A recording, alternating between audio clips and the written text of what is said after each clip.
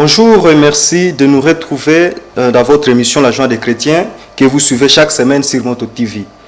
En église, le 26 juillet de chaque année, les fidèles chrétiens font mémoire de Saint Joachim et Sainte Anne, parents de la Vierge Marie et donc grands-parents de Jésus.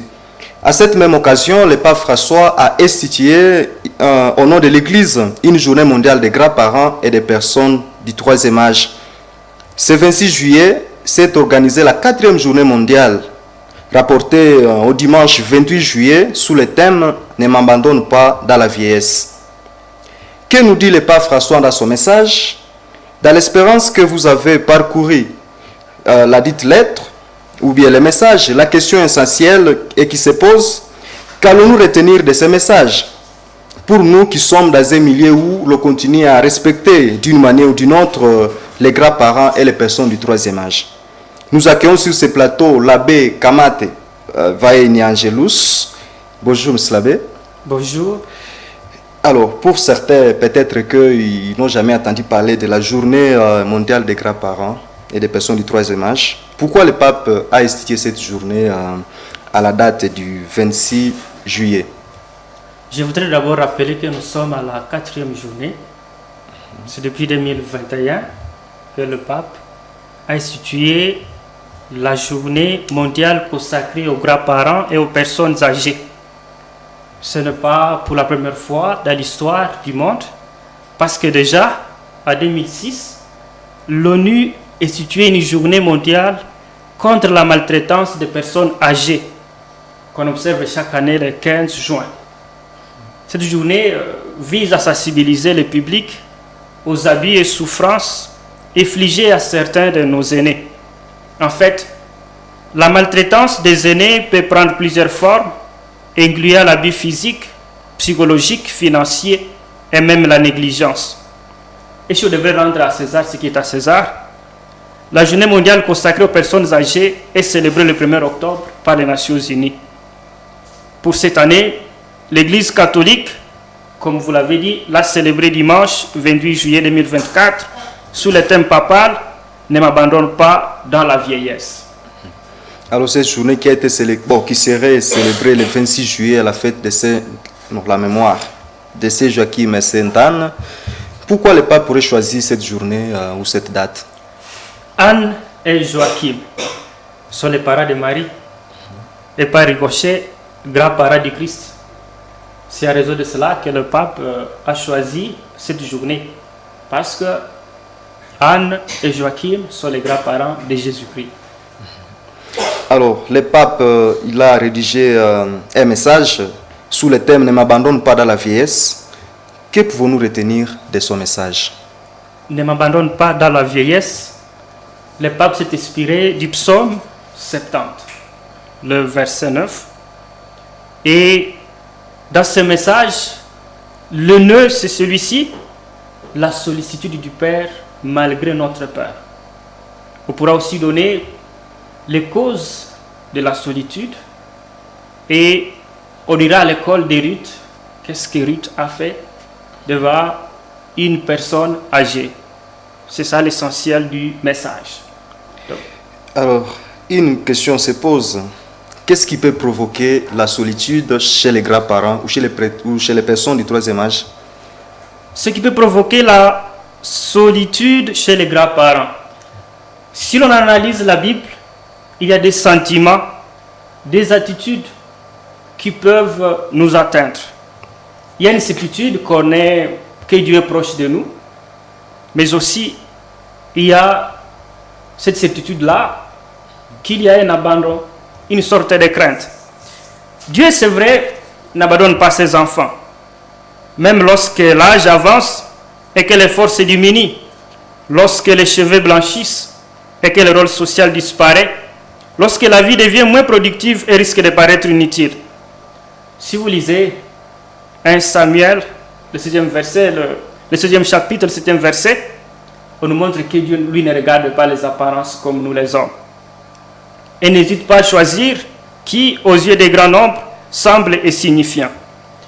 Il y a aussi un autre sentiment, comme je venais de le dire, c'est la crainte d'être abandonné, en particulier dans la vieillesse et dans les moments de souffrance. C'est pourquoi le pape, maintenant, il nous donne les causes de cette solitude-là, en nous fixant d'abord sur les deux attitudes qui peuvent aussi nous atteindre. Dieu qui est proche et Dieu qui semble nous abandonner. Les causes de la solitude est la compagne d'abord amère de toute personne, surtout des vieux, constate le pape François, citant de multiples causes dans différents contextes. Par exemple, dans les pays pauvres, où les jeunes doivent émigrer, laissant seuls leurs parents, mais aussi dans des pays à guerre, où beaucoup de vieillards et de personnes âgées restent seuls, unique signe de vie dans des lieux où règne l'abandon et la mort. Sans oublier les contrôles de personnes âgées sont soupçonnées, sinon accusées, selon une fausse conviction de sorcellerie. Cela aussi, ça peut être une cause qui peut amener à la solitude, autant des énergies vitales aux jeunes. À cela, on peut évoquer cette accusation de voler l'avenir aux jeunes, qui est très présente aujourd'hui partout, constate le pape François, y compris même dans les sociétés les plus avancées et les plus modernes, sous la forme, entre autres, que les personnes âgées font peser sur les jeunes et coûtent de l'assistance dont elles ont besoin. Or, l'opposition entre les générations, critique le pape, est une duperie, un fruit empoisonné de la culture de l'affrontement, une manipulation inacceptable. Alors, quel rôle, effectivement, les grands-pères jouent dans la société? Le rôle que les grands-pères jouent dans la société. Il faudrait revenir au sens même, au pourquoi le pape a institué cette journée. On a dit que c'était pour honorer l'importance et la contribution des grands-parents dans nos familles et notre société. Les grands-parents contribuent à quelque sorte dans la vie de nos familles, de notre société. C'est aussi une occasion de remercier les grands-parents pour leur amour inconditionnel. C'est un grand apport. Leur sagesse et les précieuses leçons de vie qu'ils nous transmettent. Donc, les grands-parents nous transmettent des leçons qui peuvent nous aider à aller de l'avant. On peut le dire, ils ont vécu avant nous, ils connaissent beaucoup de choses, ils peuvent nous guider, ils peuvent nous orienter, et ils peuvent nous aider si du moins nous les écoutons. Alors, effectivement, la question aussi qui se pose, c'est maintenant de savoir les liens qui peuvent solidifier, disons des choses qui peuvent, des situations qui peuvent solidifier, je m'excuse, les liens fraternels entre les grands-parents et leurs petits-fils. Les liens qui peuvent solidifier les grands-parents avec leurs petits-fils. Là, il faudrait que nous puissions d'abord prendre la réponse du pape dans sa lettre. Et il nous a invités à aller à l'école des rites. Là, nous lisons les livres des rites. Et dans ce livre, le premier chapitre, ce livre va nous donner une clé pour agir, pour que ces liens-là soient noués. Dans le livre des rites, il y a Noémie, qui est âgée, donc une vieille personne, qui demande à ses deux belles filles de retourner dans leur pays d'origine.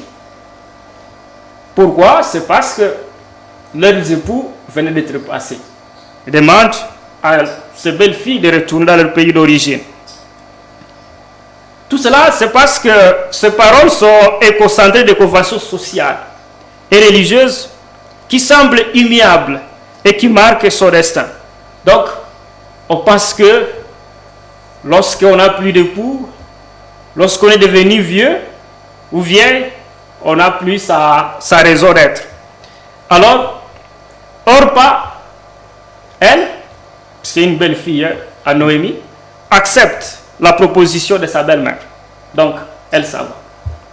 En revanche, Ruth refuse et demeure auprès d'elle.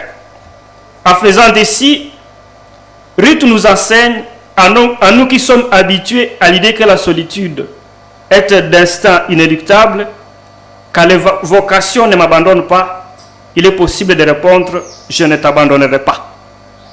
Ça, c'est le premier lien qu'on doit nouer entre les grands-parents et leurs petits-fils. Les grands-parents peuvent se sentir repoussés par les petits-fils parce qu'ils pensent qu'il n'est plus important à la communauté ou dans la société. Il n'a plus de force pour travailler, les cheveux au blanchi, il se trouve inutile. Mais si l'on prend la démarche de Ruth, lorsque les grands-parents veulent repousser les petits-fils, à l'exemple de Ruth, on peut venir auprès du grand-parent et dire « Moi, je ne t'abandonnerai pas. Même si tu veux que je puisse t'abandonner, moi, je ne peux pas t'abandonner. » Et effectivement, Ruth, voici ce qu'elle avait dit. Noémie, ne me force pas à t'abandonner et à m'éloigner de toi, car où tu iras, j'irai. Où tu t'arrêteras, je m'arrêterai. Ton peuple sera mon peuple, ton Dieu sera mon Dieu. Ça, c'est le premier livre. C'est dans le livre de Ruth, le premier chapitre, le 16e verset. Pour montrer que même si les grands-parents pensaient qu'il n'est plus important ou utile pour la société, il faut l'accompagner et lui montrer que vous ne pouvez pas l'abandonner. Pour François, vivre seul ne peut pas être l'unique alternative. Donc, il y a lieu de créer ce lien-là, montrer aux petits-fils qu'ils doivent être le premier à faire le premier pas. Parce que lorsqu'on est vieux, parce qu'on a le droit d'être rejeté, on n'a pas le droit d'être rejeté, nous l'avons dit, Dieu n'abandonne pas les siens, même lorsque les cheveux blanchissent. Donc, cette certitude-là, ou bien cette proximité-là que Dieu accorde à ses enfants, cette certitude-là et cette proximité-là que nous devons aussi cultiver dans le cœur des petits-enfants pour qu'ils comprennent que ce que Dieu fait, eux aussi doivent faire cela. Oui. Alors, vous disiez tantôt, au début de cette émission, à citant le pape François qui souligne certaines réalités sociales. Par exemple, quand on accuse des grands-parents à ceux-là qui volent l'avenir des jeunes, je sais pas quoi. Est-ce que le pape a écrit, en écrivant cette lettre, il a vu aussi les comportements africains que nous posons, nous, comme Africains, face à nos grands-parents. Pourtant, nous continuons à rester avec nos grands-parents à la maison. Nous continuons à aller au village, leur dire bonjour, bonsoir. Il est vrai qu'on peut rester avec les grands-parents. Mais il n'en demeure pas moins vrai que si vous essayez de creuser, bien de fouiner la vie qui existe au village, bien même dans nos communautés, on peut se rendre compte qu'il y a une sorte de discontinuité ou bien le lien là qui est cassé entre les grands-parents et les petits-fils. Certains sont comme obligés, peut-être par peur. Ils accueillent les grands-parents, c'est par peur peut-être. Mais en soi, pour ce que le pape nous demande de faire, il faut les accueillir avec joie parce que Dieu, lui, n'abandonne jamais les siens. Et c'est cette invitation-là. Et d'ailleurs, j'ai cité le mot sorcellerie. Je pense que ce mot, c'est plus en Afrique. On peut estimer que le pape, en écrivant cela, il était en Afrique. Sur des cas rares, lorsqu'on parle de sorcellerie en Europe. Combien de vieux sont tués ou tabassés parce qu'ils sont accusés de sorcellerie? Est-ce que les tuer ou les tabasser, c'est ça vraiment la solution pour les aider à sortir de leur sorcellerie? Moi, je ne pense pas. Donc, les vieux qui nous volent notre avenir, il faudrait bien nuancer certaines choses. Alors, aussi, le pape, il disait aussi dans sa lettre, effectivement, imaginez un avenir différent pour nos personnes âgées. Bon, j'aimerais d'abord que vous puissiez nous donner peut-être une petite différence entre personnes âgées et grands-parents. Personnes âgées et grands-parents. Lorsque nous parlons tellement de personnes âgées, on voit toutes les personnes qui ont à tel âge, qui ont déjà dépassé la maturité. Lorsqu'on parle en termes des grands-parents, là on voit directement les petits-fils à côté. Parce qu'on ne peut pas parler de grands-parents s'il n'y a pas petit-fils. Donc, personnes âgées, en général, le pape, lui, ne s'est pas adressé seulement aux grands-parents, mais il s'est adressé aux personnes âgées parce que nous sommes tous frères dans le Christ. Il ne faut pas dire, bon, celui-là c'est vieux, bon, il n'est pas mon grand-père, donc je ne peux pas aussi le considérer. C'est pourquoi le pape a mis l'accent sur les personnes âgées et les grands-parents. C'était pour bien marteler l'idée. Oui. Alors, imaginez un avenir différent pour nos personnes âgées. Quel avenir différent s'agit-il? Ou de quel avenir différent s'agit-il? L'avenir différent, c'est un avenir qui va au-delà de la solitude. C'est ça l'avenir différent. Noémie a pensé que, à chansa les belles filles, ces belles filles, Orpa et Ruth, elles pourraient s'épanouir. Mais Ruth lui a montré que si tu te laisses seul, ce n'est pas sûr que tu pourras t'épanouir. Moi, je serai à tes côtés. C'est ça l'avenir différent. Être à côté des grands-parents, être à côté des personnes âgées. Chez nous, peut-être, des cas comme ça ne sont pas encore arrivés. Aller laisser les grands-parents dans une maison de retraite en disant « Moi, je vais au travail. » Bon, vous allez, vous laissez les grands-parents dans une maison là avec des vigiles qui vont seulement se charger d'eux. Ou bien seulement on y passe une fois peut-être l'année pour voir comment ils se portent. Bon. On peut même leur dire, bon, vos grands-parents ou bien vos parents sont malades. Bon, ils disent, bon, quand je vais sortir du boulot, quand je pourrais passer par là. C'est vrai, vous l'avez dit, en Afrique, il y a encore cette sollicitude-là, d'une manière ou d'une autre, mais il y a aussi des cas de dérapage qu'on doit toujours montrer pour revenir à ce que le pape nous invite à faire, demander que l'avenir soit différent, être plus proche des personnes âgées et des grands-parents. Mais c'est la belle question qui se pose, notre question qui se pose, et on dirait une question essentielle. Si un grand-parent, effectivement, t'a blessé, toi comme petit-fils, et on te demande de l'accueillir chez toi, est-ce que même si on peut dire que la famille n'est pas une maison de retraite, n'est-ce pas qu'on va l'accueillir et disons, en ayant l'idée à tête que la famille devient une maison de retraite, puisqu'on est d'abord blessé par ses actes, blessé par son passé peut-être, ou par ce qu'il dit de nous. Avant de vous répondre, je devrais vous rétorquer si les jeunes aussi ne blessent pas les gens. Si vous n'avez jamais été blessé par un jeune, et quelle est l'attitude que l'Église nous demande d'adopter lorsqu'on a été blessé? Je pense que c'est le dialogue.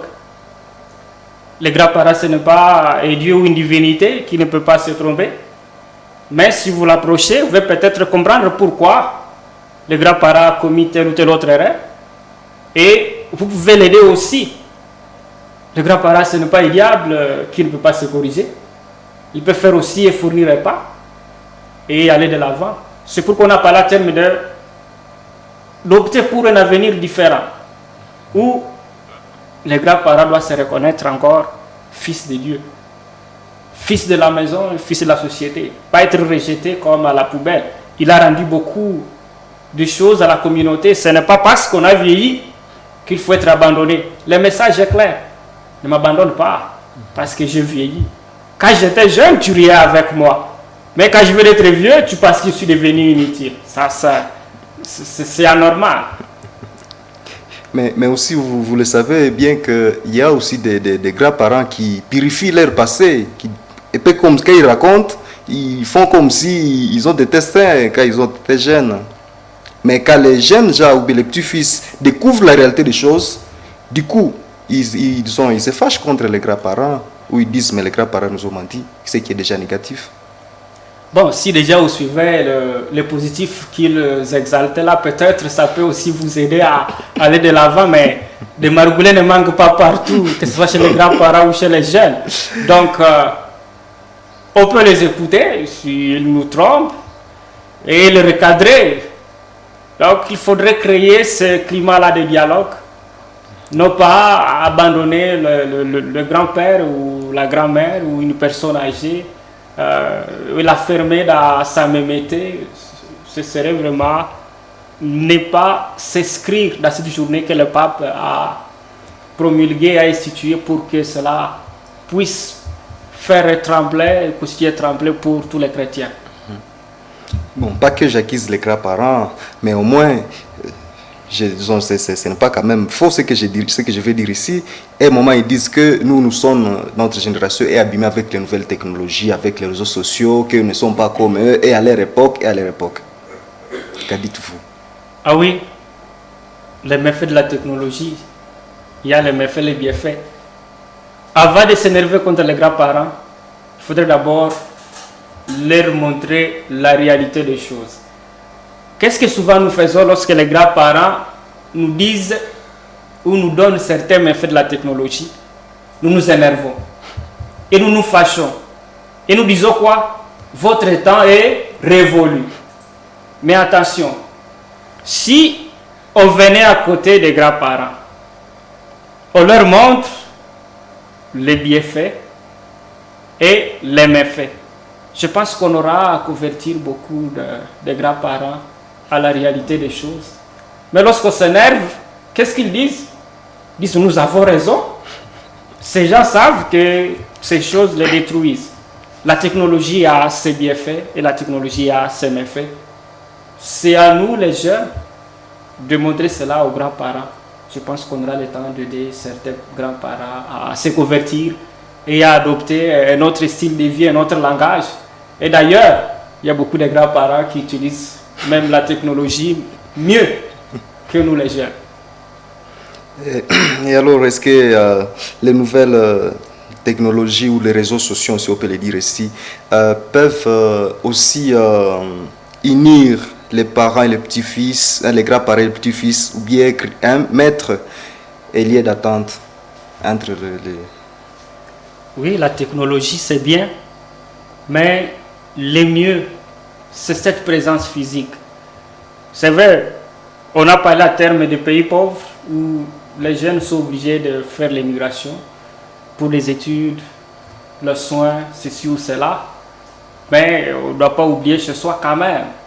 Il faut de temps en temps revenir à la maison pour palper du doigt la réalité des choses.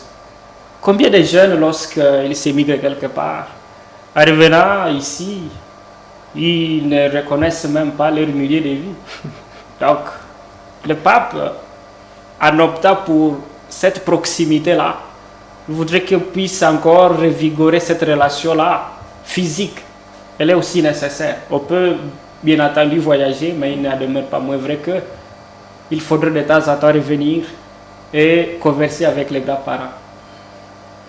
Et aussi dans certaines réalités de vie, mais bon, en fait, disons, il y a certains jeunes, bon, ou alors les petits-fils qui grandissent en sachant que leurs grands-parents étaient sorciers, ou il était, c'est pas féticheur, d'histoire comme ça. N'est-ce pas que les réalités peuvent blesser ces enfants et même créer une pensée négative sur leur arbre, n'est-ce pas, si permettez-moi de le dire, arbre généalogique, tout ça, tout ça. Tout est possible. Tout est possible. Si on accuse votre grand-père de sorcier, cela doit vous blesser parce que même devant les gens, que ce soit à l'école ou à l'église, vous êtes rejeté. Et si cela encore, si c'est vrai, ça devient encore grave. Mais à partir de cas, on ne doit pas généraliser les choses. On doit y aller avec des lunettes pour voir de près la réalité des choses. Tous les grands-parents ne sont pas des sorciers. Combien de jeunes sont des sorciers? Je ne suis pas là pour faire la plaidoirie des grands-parents, mais j'évoque certaines réalités qui sont vraies. Oui. Il y a des jeunes aussi qui sont sorciers. Donc, si mon grand-père est sorcier, il y a possibilité de l'affronter. Combien de gens ont été aidés? Ils sont sortis de la sorcellerie. Donc, la sorcellerie n'est pas à soi quelque chose de destiné, dire parce que mon grand-père est sorcier, moi-même je serai sorcier. Il y a lieu de sortir de ces liens-là qui peuvent unir à ton grand-parent, peut-être qui t'a tatoué comme les gens ont l'habitude de le dire, mais il y a des prêtres, il y a des gens qui peuvent vous aider à sortir de ce gouffre-là. Donc, ce n'est pas votre destin. Mon grand-père était sorcier, donc moi aussi c'est ressources. Il faut voir comment il sortit. Sans oublier qu'il y a aussi des jeunes qui sont sorciers, qui doivent aussi sortir de leur sorcellerie. Donc, si c'est tabassé, les vieux parce qu'ils sont sorciers, il y a aussi beaucoup de jeunes qui seraient tabassés. Peut-être même parmi les jeunes là qui ont l'habitude de tabasser les vieux, de les tuer à disant qu'ils sont des sorciers. On dirait que les papes nous invitent à voir les choses du point de vue positif. Oui, du point de vue positif. Et ils n'oublient pas qu'il y a certaines réalités. C'est pourquoi ils nous invitent toujours à une culture de conversion. Donc des deux côtés. Noémie avait le pressentiment qu'elle doit être abandonnée. Mais Ruth dit non, ce n'est pas parce que tu es devenue vieille, que ton mari est parti, que tes fils aussi sont morts, que moi je dois t'abandonner comme Orpa. Non. Je dois cheminer avec toi. Et cheminer signifie quoi? Cheminer signifie avancer. Lorsqu'on avance sur une route, heureusement que nous sommes à République démocratique du Congo, où il y a moins de routes macadamisées. Et même les routes macadamisées sont souvent abîmées par les jeunes. Donc, nous passons dans des routes où il y a des trous. Donc, on avance, il y a des moments de trébuchement, il y a des moments de relèvement. Ce qui est important, c'est de se relever. Donc, les grands-parents peuvent avoir des défauts. Les jeunes aussi peuvent avoir des défauts, mais il y a ce qui nous lie, c'est ce qui fait notre force lorsqu'on doit s'efforcer d'échanger et d'écouter les remarques. Alors, M. Labé, dites-nous, quel rôle jouent maintenant nos parents, n'est-ce pas, entre les grands-parents et nous? Ou bien nos tantes, nos oncles, nos cousins, bon, à part les cousins. Ouais. Le rôle des parents. Le premier rôle, les parents doivent d'abord montrer à leurs enfants que les gens là qu'ils appellent des grands-parents, ce sont leurs parents. Cela veut dire quoi? La même relation que les enfants ont l'habitude d'établir entre eux et leurs parents, à plus forte raison, ils peuvent établir cette relation-là avec les grands-parents. Et notre rôle, rappeler aux petits-fils, donc à leurs fils, parce que ce sont les parents qui parlent, que là où ils sont, les grands-parents ont été là. Et là où les grands-parents sont actuellement, peut-être, les petits-fils aussi, ils seront. Les fils, parce qu'on parle à terme des parents qui prodiguent des conseils ou qui conduisent ces gens-là. Donc, que ce soit les grands-parents ou les petits-fils, on devrait s'unir et construire cet édifice-là qui est l'Église, qui est la société, qui est la famille, qui est le pays, et dans une relation interplanétaire qui est le monde. Alors, nous sommes à la fin de notre émission, M. Labé. Quelle prière pouvez-vous faire pour les grands-parents? La prière qu'on doit faire pour les grands-parents, c'est d'abord eux-mêmes d'accepter de sortir de la solitude. Mais aussi aux jeunes de les aider à sortir de cette solitude-là. Pas seulement en parole, mais surtout en acte.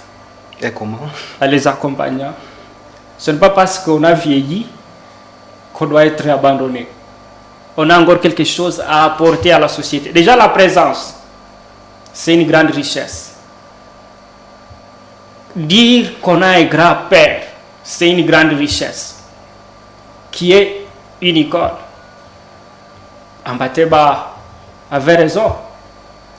Une bibliothèque qui brûle, c'est lorsque grands-parents ça va. Donc lorsque grands-parents ça va, c'est comme une bibliothèque qui brûle. Donc c'est toute la tradition qui part. Alors que certaines réalités, on devrait les avoir à partir du grand-père. Mais on manque à qui demander.